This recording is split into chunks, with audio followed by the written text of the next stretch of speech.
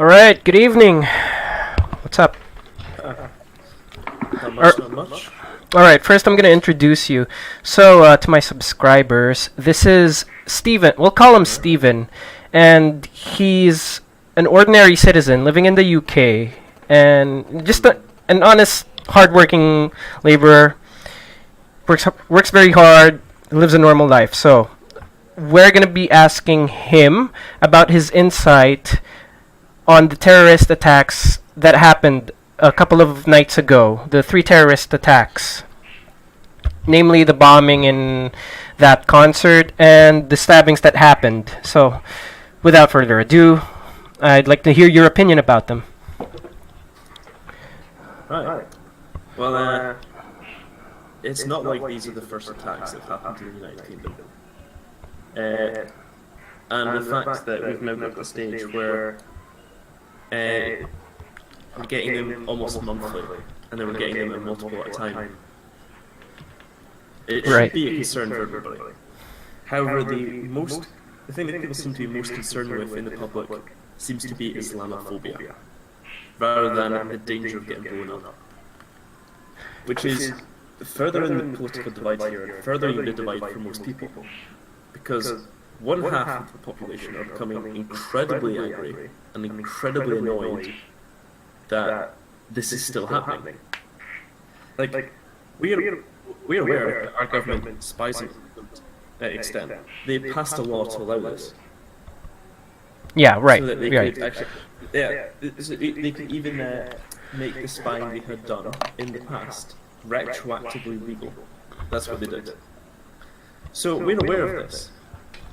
And somehow, we're still getting terrorist attacks. And it's not like we're getting less of them, we're getting more of them. And it hasn't done anything. It hasn't done anything. So at this point it's like, well, is there any concern for us whatsoever? And then, with Brexit, the biggest thing that people would talk about, the reason UKIP actually came to the forefront, got so many votes, got so much attention, is because people want immigration to stop. In London, it's creating gang warfare. Even here in Scotland, where we've had less, it's now creating divided communities.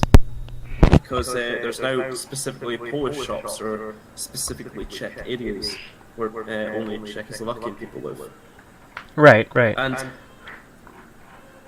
it's just creating a sort of angst and angry atmosphere. Because this is something that's wanted to change, and it would be, in the case of the latest one, well, not the latest one, but the one with the Ariana Grande concert, the guy who went across to Libya, a country that we're bombing, then went and did ISIS training, and then came back home. And the intelligence services knew about this, and they let it happen. It's like, as soon as he left the country, he should have been banned from re-entry. If we're at war with a country, we should not allow anyone in from that country, because we're at war with them. But for some reason the idea is, oh, we're bombing them, so we should allow people in to look after them, because it's our fault, it's our responsibility. So yeah, if we destroy the country, it's our responsibility to maybe give some funds to make up for some of the damage we've done, maybe help them rebuild a bit, maybe establish safe zones, but it is not our job to take in people who actively want to destroy us, because that's what happens when you bomb a country and then you let people in from that country. Yeah, none of this seems to be getting through. It just seems like, I don't know, all the public are really frustrated. If you were to ask the average person, should we ban all Muslims from the country? And you weren't even to say whether that would be immigration, whether that would be to kick out the ones that are here. Even if you were just to ask that question without refining it in any way, most people would say yes. Because right now people are absolutely fed up, people are furious. And the free attacks in one night, I wasn't even angry at that point, I was just sad. Because I realised that this was a reality, this is something that it's not going to change anytime soon, because no one in the country has the balls to do it. They've got the general election coming up, and nobody seems to be talking about the stuff that really matters. We have the Conservatives talking about the ivory trade and fox hunting. We have Labour trying to talk about how they want to increase all this spending and how it's totally fully costed. But nobody cares. Nobody cares about all of this. So nobody's asking the really important questions. Well, the politicians just aren't giving. They're not only not talking about the important questions, they're not asking the important questions. They're not giving solutions, even if asked. Like, we have, as I said, we have Corbyn from the Labour Party saying that he wants to get rid of the nuclear deterrent. And that just sums up everything. The nuclear deterrent is one of the few things that keeps the United Kingdom at the forefront of international politics. It establishes us as a power. If we were to give up the nuclear deterrent, it would basically be admitting that we are now just too weak to look after ourselves. And right now, he might be right.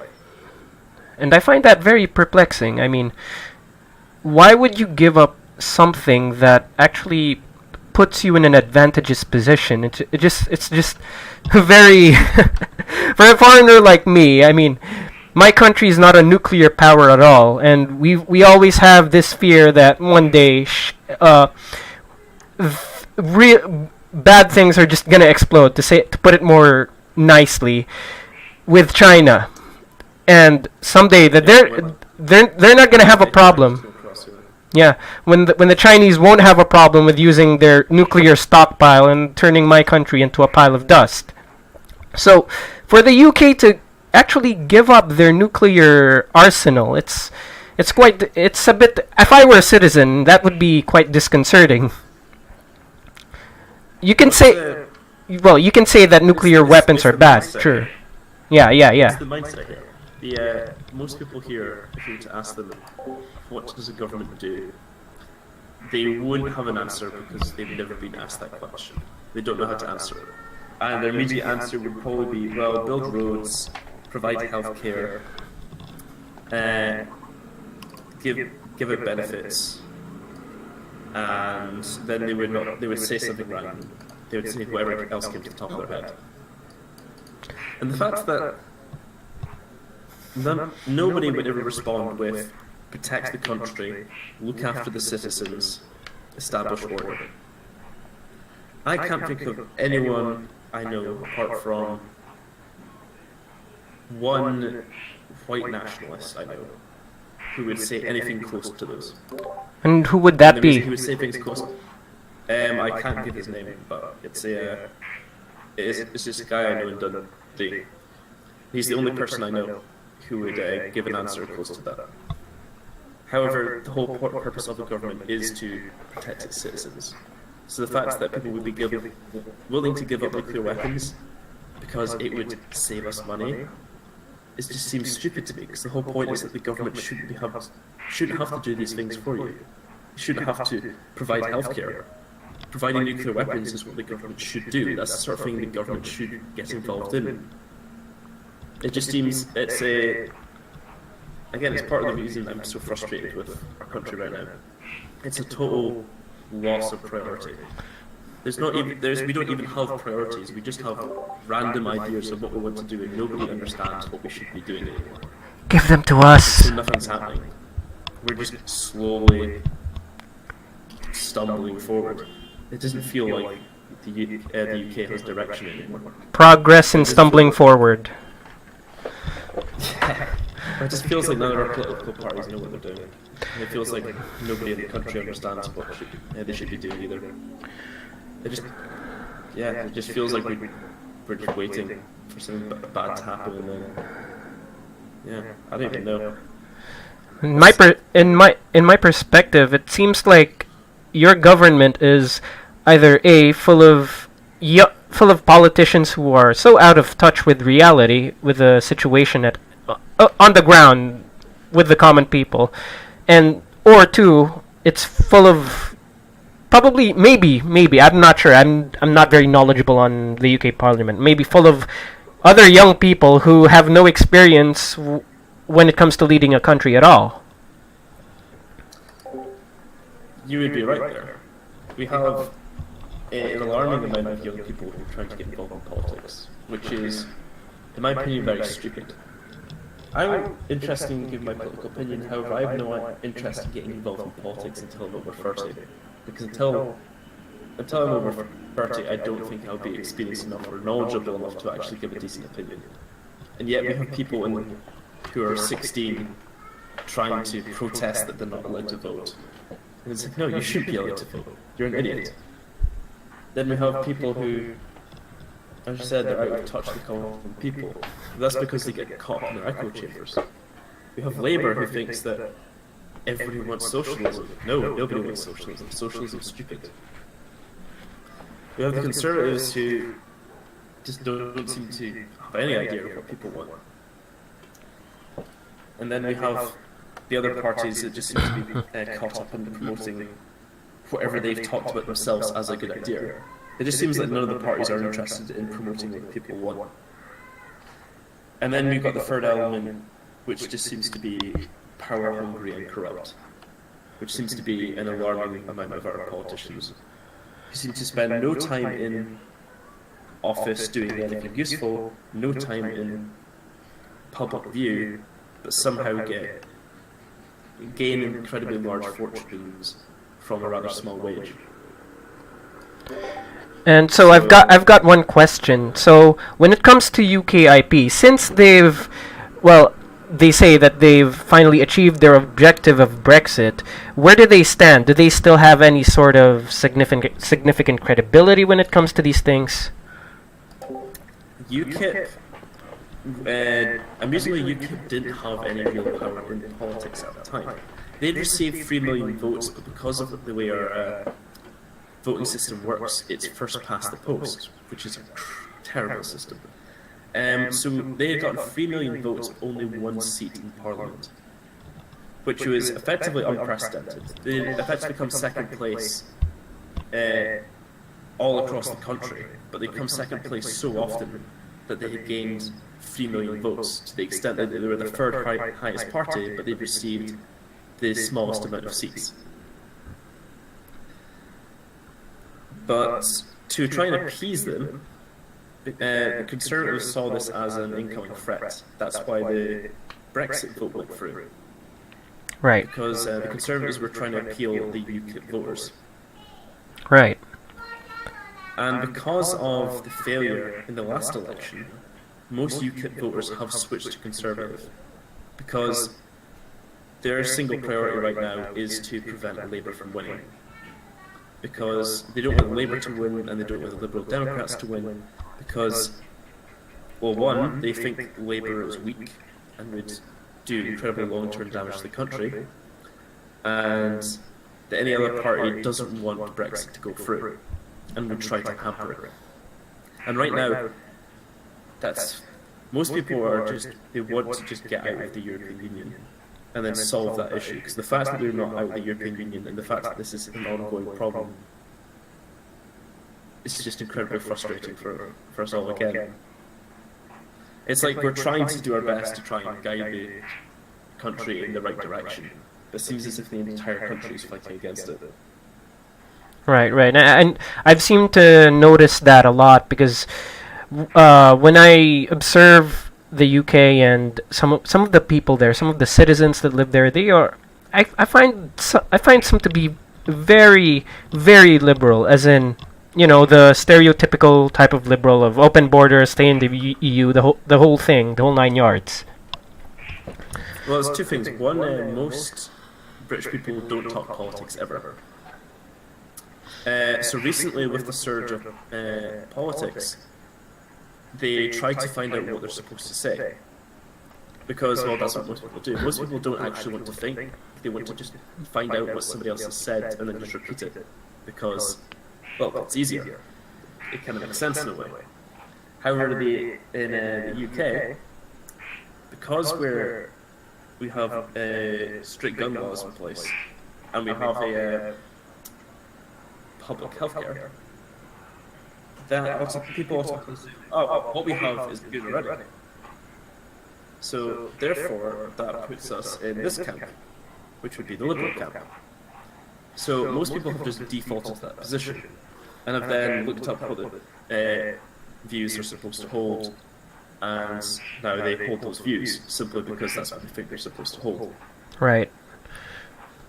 So the vast majority of the United Kingdom thinks like that, and the vast majority of the United Kingdom also.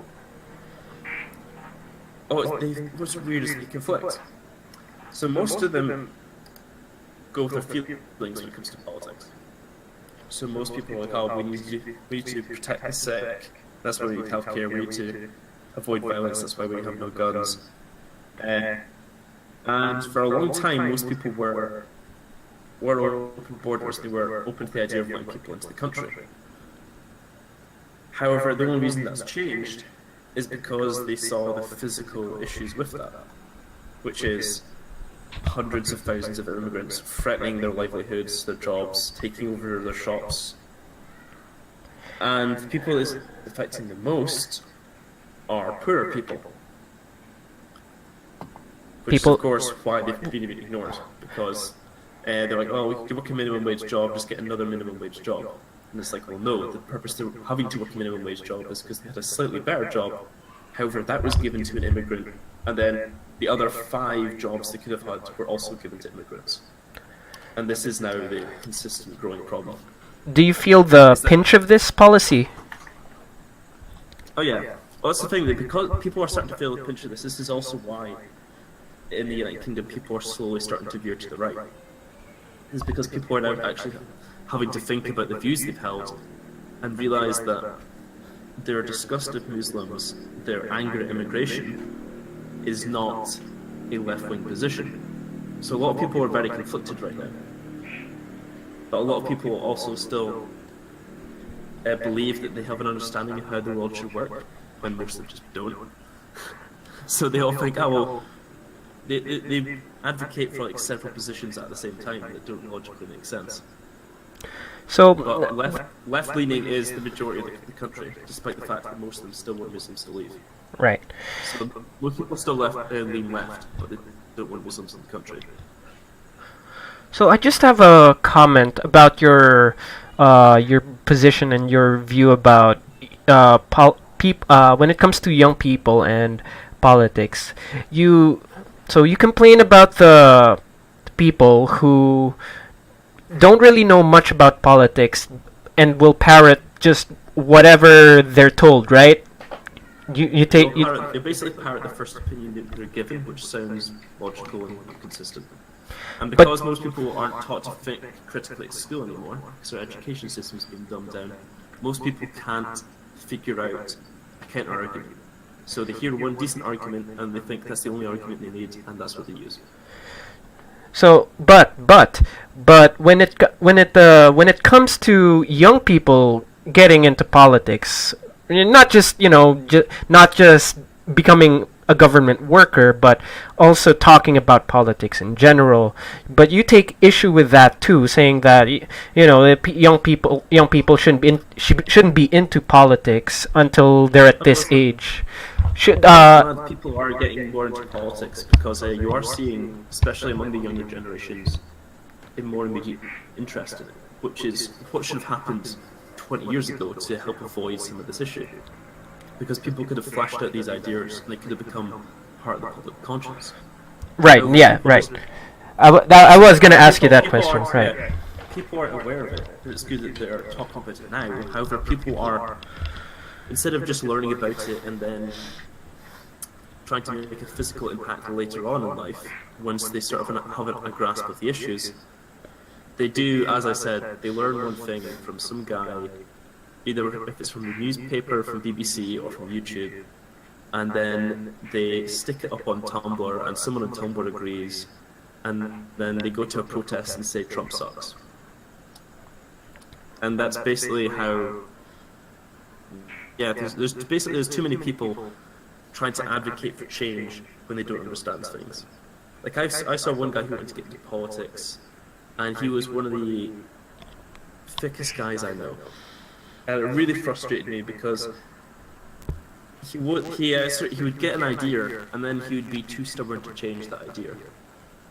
And it's like, that's not the sort of people we need in politics. That's the reason we have so many people advocating for changing policies that don't need change, or pushing for like carbon reduction. But it's like, you do realise that China overwhelmingly pumps out carbon at a rate unlike anybody else, and will continue to increase that. So even if Yet they're not part of that agreement, right? The Paris Agreement. Oh, yeah. Well, in the Paris Agreement, China had to do nothing. So but like that agreement aside, the Paris Accord aside, is the idea that people are like, oh, we're going to change our country for the better. And it's like, well, in this example, you need to think at an international scale, but they don't. They think on a local scale, and they turn off their plug. And it's like, yeah, turning off your socket at night, like unplugging your TV, that's not going to save the planet, because China has decided that they don't give a damn. I always really didn't give a damn about 1 hour. The 1 hour thing where you shut off all your electricity. I really didn't give a damn about that. The Earth hour thing. People don't understand things like that. They think, oh well, I can do this and I help change the world, and it's part of the whole, like, it makes them feel good. It makes them feel like they're making an impact, but they're not. And it really frustrates me because they don't know how to. Like I said, that example, they need to view it on an international level. They don't, because they view it on the level that makes them feel most comfortable. And that's the same with Muslims. You have people who complain about Islamophobia because they're like, oh well, if you look at it on the individual level, Muslims are fine. Yes, but we don't. We're looking at the international level. At the international level, Muslims are a threat. At the historical level, Muslims are a threat. At the civilizational level, Islam is a threat. But yeah, you have to look at it. You have to look at the example, not the exception of when it comes to this issue. But most people, as I said, don't know this, and because most young people these days are sort of lost and don't really know what to do themselves, which is a whole separate topic. They look into these subjects, don't create very good opinions, don't have a very good understanding of the world, and then try to implement those poor decisions into the world by pursuing politics at a young age. And frankly, it worries me. I don't mind. I'm glad that people are getting involved in politics, but I'm not happy with the idea of 24-year-olds trying to push their way into the government body. It just seems stupid to me. Right. One example I can state of these types of people who get involved and who are very misguided, I would say, is in my country, where you know about the terrorist attack that happened and our president declaring martial law over the southern region because of that terrorist attack. One terrorist attack here, I would say over there, you've got like 3 terrorist attacks and nothing's being done yet. But over here, we don't take very kindly to that. And one terrorist attack was enough for us to put our foot down and say, enough, martial law right now. So we will suspend the writ of habeas corpus, and anyone can be arrested if you're found to have connection with these ISIS sympathizers. And that's exactly what happened. So martial law was declared, writ of habeas corpus suspended, and Marawi, the city which had the highest concentration of ISIS sympathizers, was under siege. So you have refugees coming out of that city, but with martial law, the local communities there, they didn't really mind, because the government was there to protect them. Of course, that's the very goal of our martial law here in the first place. Now, our liberal students. It's like, as I said earlier about the government. The government is aware of its duty, which is to protect the country itself. Right, and exactly. They implemented that immediately. Exactly, it was very effective. But you have these liberal students from our universities here. I would say, well, I wouldn't name any. Okay, I'll be very courteous. I won't name any of these universities, but you have liberal students from these universities protesting about the martial law that's happening over there, and some are even calling to end airstrikes on terrorists. I kid you not. They're asking the government to end airstrikes on terrorists. We won't stop. In my opinion, we shouldn't stop bombing these terrorists. We shouldn't stop blockading them. We shouldn't stop martial law until they've either surrendered or, at the very least, open for negotiations. Actually, I won't. Even open for negotiations isn't enough for me. Until they completely surrender, don't stop. because even the Muslim locals down south are tired of them. I would even give credit to some of these people, because some of these Muslims, I've watched one on the news where this local imam guarded the mosque for how many days. He made sure to stand there. I would say it's a futile effort, but I admire his commitment. He stood there for many days, guarding it against the ISIS sympathizers. He said they're not welcome here. We don't want them getting in here and going to the minarets and just preaching out their propaganda. So I'm gonna stay here. I'm gonna wait for the army to roll by until everything is secured. And even I would say even the locals are tired of him. So these liberal students who are protesting these arguably or so-called harsh measures being taken, I find that very myopic, to be honest. Very short-sighted. Well, let me give you a. Have you ever heard of the Rotterdam incident? Yes, I've read about that horrible case. 1,400 girls raped. The rape gangs were not taken down initially because the police were worried about being called a racist. That's why the United Kingdom will not do anything about this. And that's why we're so completely different from your country. Your country is like, well, this is good because this will get the terrorists out of our country. Meanwhile, in our country they say, oh, well, the terrorists are people, so we should help them too, and it's not their fault. They protect them like the terrorists are lambs, like they're kittens, instead of the wolves and vultures that they are. And yeah, that's the difference. We do have. It's misguided, confused view of the world.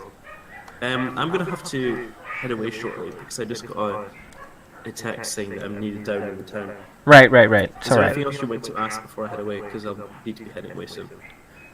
Other than that, for now, not much else. We've mostly covered your insight and all the bases, but I want to give a parting commentary right before we go. So, in comparison to what you just said, we have our share of these people too, the ones who think that the criminals should be given should be treated very fairly and leniently, and we call them the Commission of Human Rights. That's what the organization in my country is called.